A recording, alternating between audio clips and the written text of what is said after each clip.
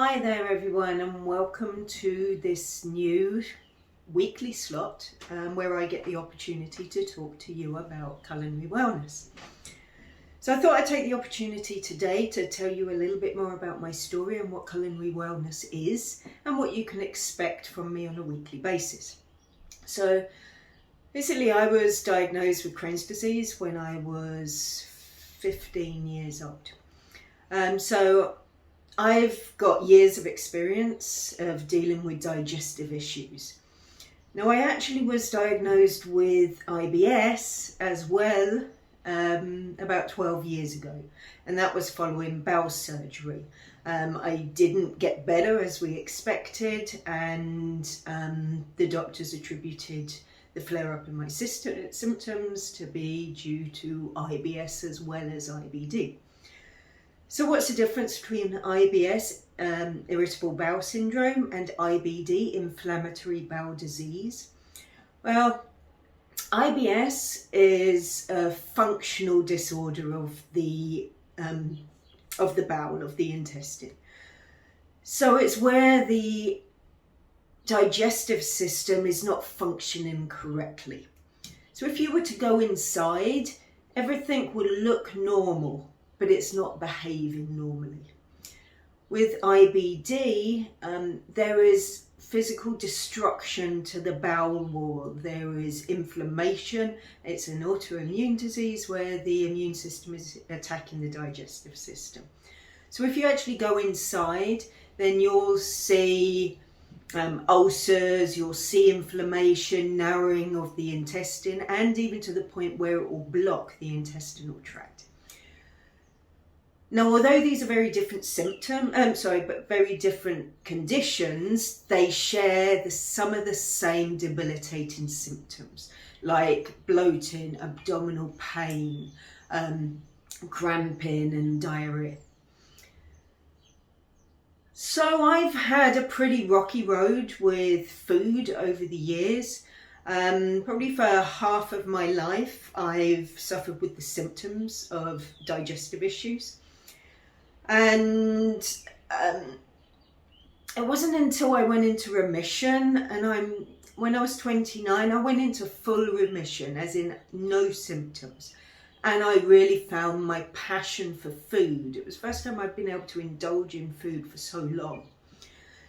Unfortunately, it didn't last, and after about 5 years, my symptoms flared again, and my relationship with food got a lot more complicated.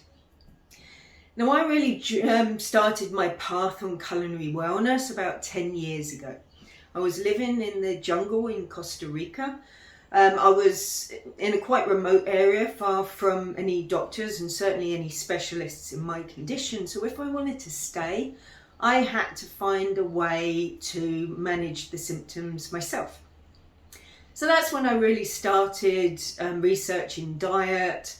I had a lot of great teachers out there with learning about medicinal plants. And my journey really started with fermented foods.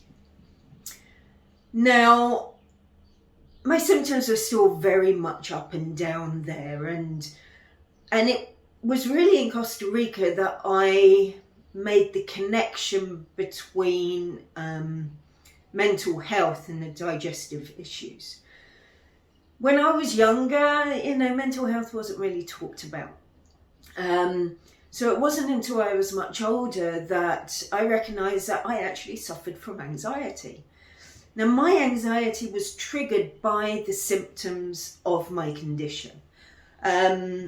So with Crohn's disease, a lot of it is around the toilet.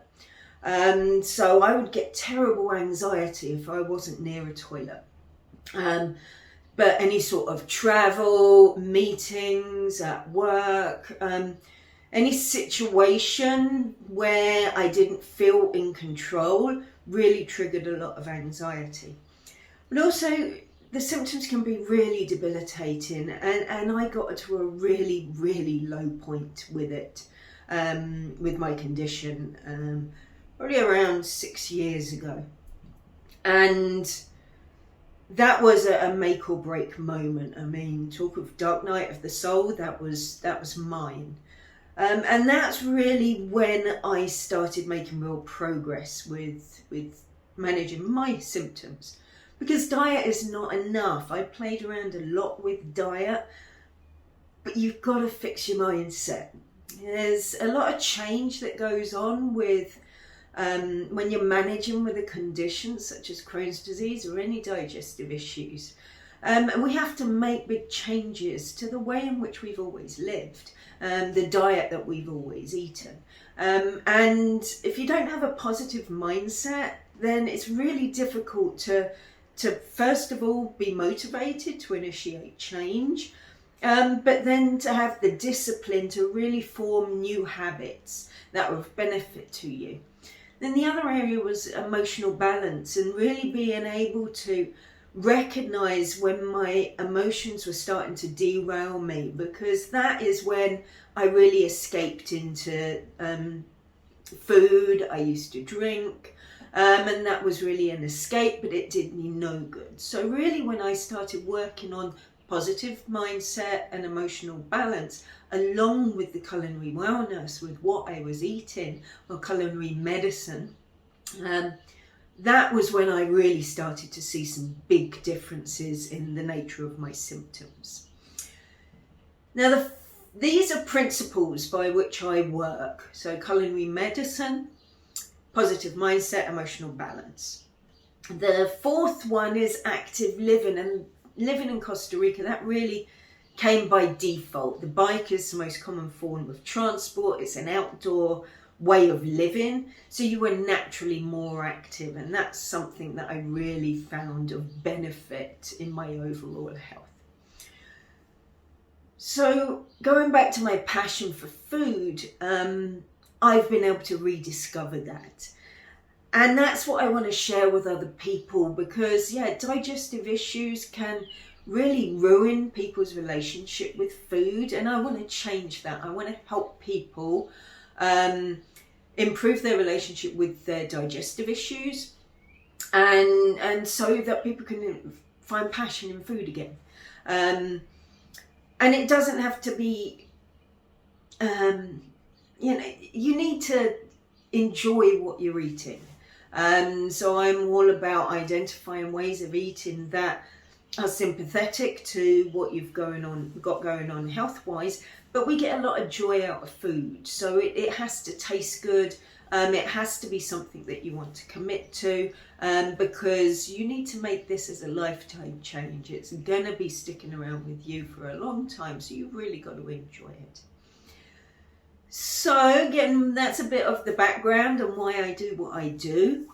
So I'm about to just take you into the kitchen and give you a little insight into one of the things that I make on a regular basis. So back in a moment. So this is one of the things that I consume on a regular basis. It's called milk kefir. It's a fermented milk drink. So the benefit of kefir is that it's one of the richest sources of probiotics. It has between 30 and 60 different types of bacteria and yeasts. So it's a really diverse source. Now, unlike yogurt has between 1 and 3 different types of bacteria.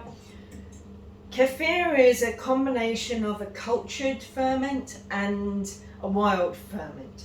So it's not kept in a controlled environment, which yogurt is.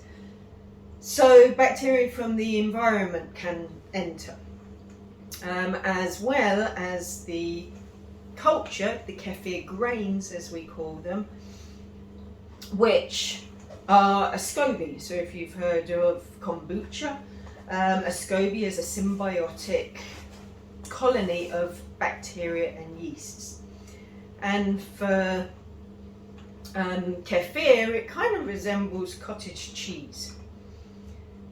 They're kind of rubbery grains, And it's these that eat the sugar in the kefir.